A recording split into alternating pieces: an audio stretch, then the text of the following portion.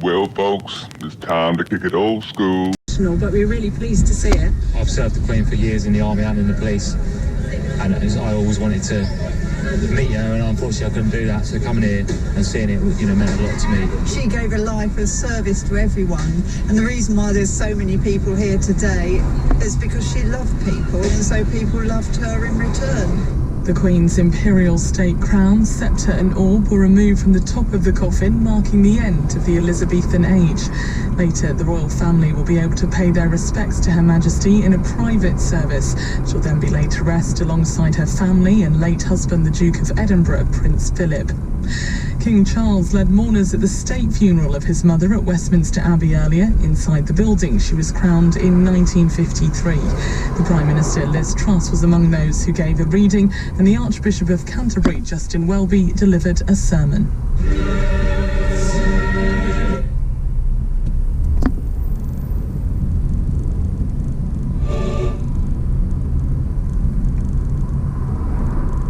Commonwealth, and from the nations of the world, to mourn our loss.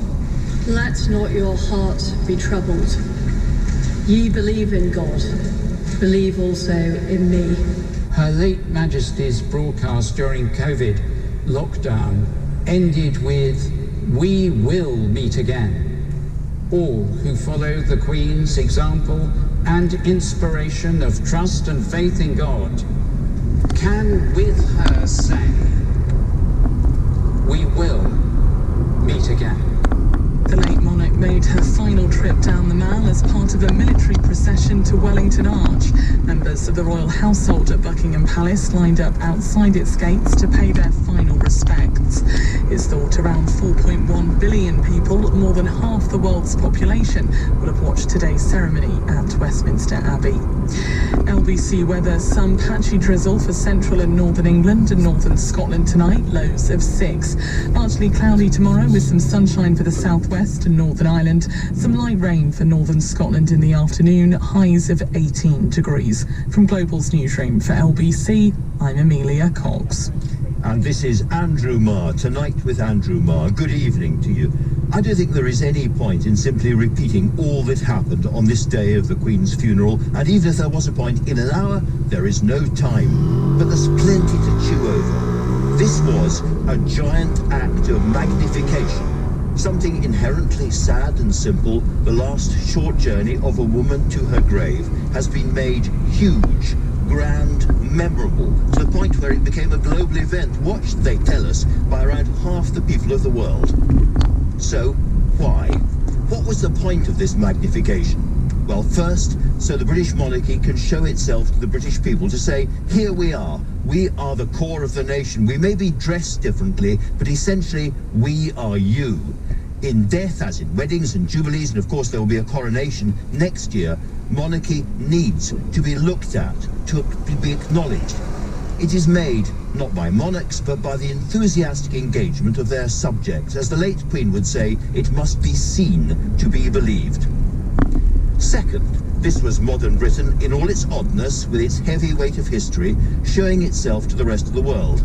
Britain may be a smaller force than it was when she came to the throne, but the Queen's death pulled in all the world's attention. Here we are, sitting in central London, and we can barely move for kings, queens, presidents, prime ministers, sheikhs, emirs.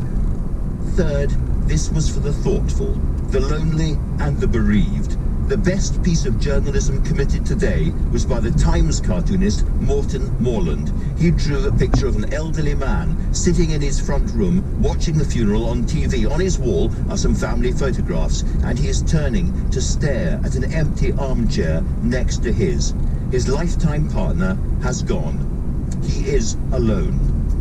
I was thinking today of all the people who'd lost partners and parents during the pandemic and never had a proper funeral or send-off, and how today's state funeral, for all its grandness, was also somehow for them. We will meet again, promised the Queen during the pandemic, words repeated again today by the Archbishop of Canterbury, and a promise, whether you believe it or not, which hung over everything else on this remarkable sun-splashed September day. I'm joined by the historian David Kynaston and by my colleague Sheila Fogarty. Sheila, you have been watching all the day's events from Westminster Abbey. What do you think it meant in the end, this strange day? I think it meant many things, and you're right that it is a magnification. And I mean, it might feel like the wrong day to say this, but a lot of this is about brand Windsor. And they know that to survive, to sustain, for us to know them and see them, they need from time to time to be very present in a grand way. And clearly, this funeral, this day, it had to be the grandest, didn't it? David, you have looked at all of the royal funerals the last century and so forth.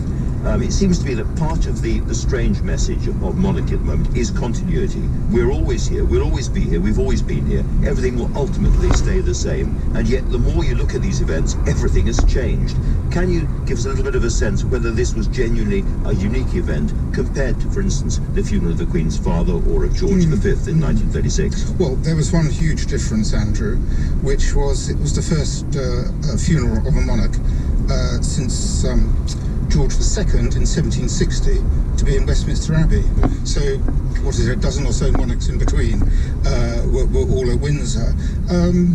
Can I try you out with a theory about why it was at Westminster Abbey? It's a bit, well, I think that there's some obvious sense that to have it in London, it's much easier to access for crowds and so on, and makes that sort of ultimate historic sense with Westminster Abbey being Westminster Abbey, coronation and so on.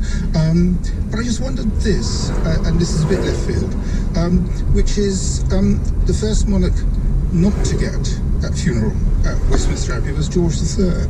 And we know that Charles has always been very sympathetic to George III, and actually, when a younger man, wrote, I think, about and the misdiagnosis and so on. Very interesting. And I just half wonder whether he didn't think it was time, was it a sort of nod to George III not getting Westminster Abbey? To get back and correct that historical injustice. I can't prove it, Andrew. That's really interesting because, of course, the entire day has been, as it were, strung between Windsor and the centre of London, Westminster Abbey. Though, of course, Westminster Abbey used not to be the centre of London. It was a kind of a damp island on the Thames outside London. Nonetheless, we've had these two huge places, huge in terms of their relevance to the monarchy. And, well, my own instinct, you may very well be right about your theory, David. My theory is also that really they knew it was going to be a massive global event. They knew perhaps 1 million people, we don't know how many, but perhaps 1 million people were pouring into London. Right. They knew that, unlike for her father, the American president, the leaders from all around the world wanted to come. Yeah. And frankly, Windsor was just too small. And an amazing expression of soft power, do you think? I mean, quite apart from the interest, as it were, long-term interest of the monarchy in terms of British soft power.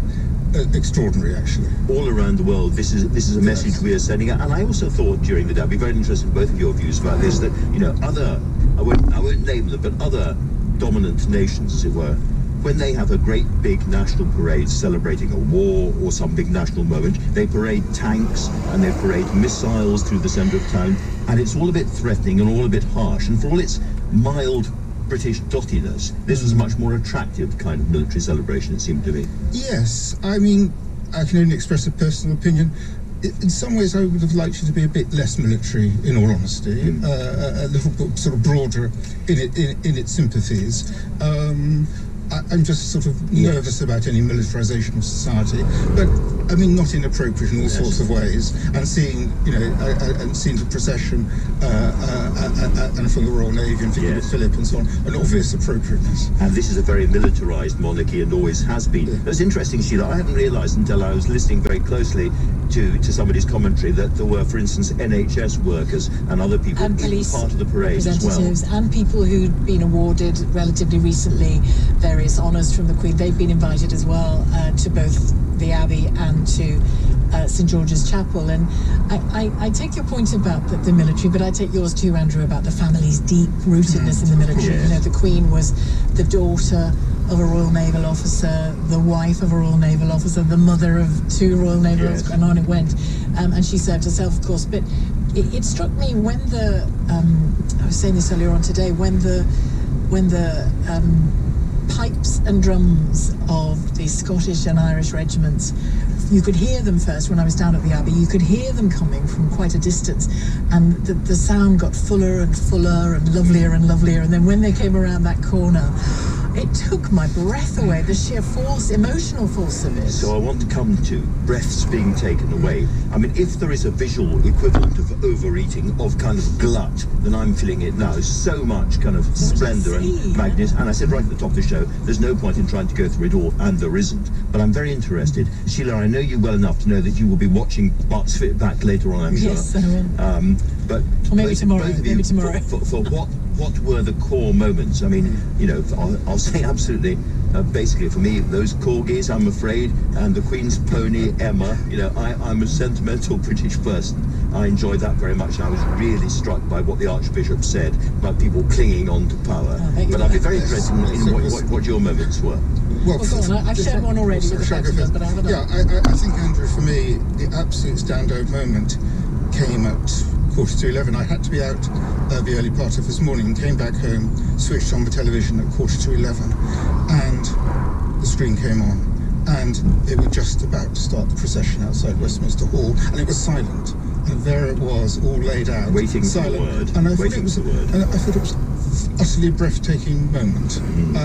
Actually, it was one of the most sort of stunning TV moments I think I've ever seen. Just happened to catch that as my first moment. That was very good. And yes. what an amazing! That 10 or 15 minutes was all those naval ratings tense, waiting for the order. Yeah. Yes. The bearer party.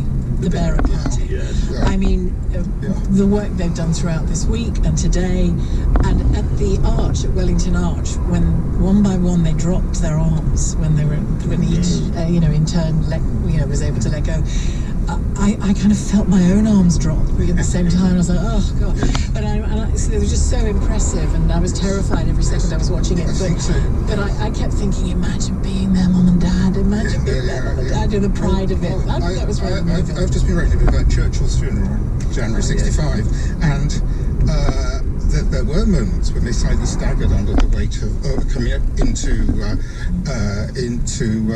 St Paul's, of course. Because you have to go up the steps as well. Quite. Yes. And apparently what happened was that actually the former Labour Prime Minister, but this time an old man, was just in front of the pallbearers, and he stumbled and looked like he was going to fall, and that caused the front two of the pallbearers to slightly lose focus because they thought they needed to rescue That is absolutely fascinating. They all recovered happily. I was a small boy at the time, but I can remember being given a coin. I think it was, we used to have half crowns in those days, and it was a full crown with Churchill's head on it as a memorial coin. I wonder if anything similar is going to happen after this particular funeral. Yes, no, I don't know. I guess so.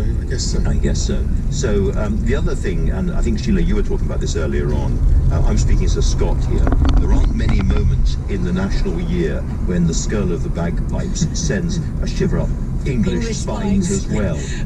I stole that. Well, I didn't steal it. I just quoted him. Hugo Rifkin tweeted about it. Said the spectacle of English men and women being so moved, and I really was moved, I have to say, by the pipes. And the piper, plural and singular, played a role throughout the entire day, didn't it? There's an awful lot to talk about today, but one of the issues that I've been really interested in is the desperation almost of people to come here and be here in person, travelling often a very... Not about love, and I love this range of biscuits from Lu. It's not just because they're French, or just because I have so many memories of them as a boy, or because they come in a fantastic range, chocolatey, crunchy, buttery. No, it's because of all the passion and care that goes into making them. Oh no, that's why Lu tastes the love. This is LBC Tonight with Andrew Marr. The time is 6:32. Last Monday, a 24-year-old man, a rapper, was shot dead and killed by the police in South London. He was unarmed, and he was driving a car which police said had been linked to a firearms incident. The Met officer who killed him has been suspended from frontline duties after Labour MPs called for him to be disciplined. His family weren't told of his death until 11 hours after it happened. One of those MPs, Labour's Bell Ribera Addy, is with us now. Welcome. Can I first of all ask you whether you are satisfied so far with the Met's reaction in suspending this officer? We're glad that he has been suspended. That's very, very important. However, it's quite concerning to find that when an officer commits actions that actually end in someone's life, regardless of whether there's guilt, that there's not an automatic suspension whilst the investigation is ongoing. I can't think of any other profession where you would end someone's life when you're not put on suspension. There's been a whole series of tragic incidents. Kick the flow, kick the flow, kick the flow, kick the flow, kick the flow, kick the flow, kick the flow, kick the flow.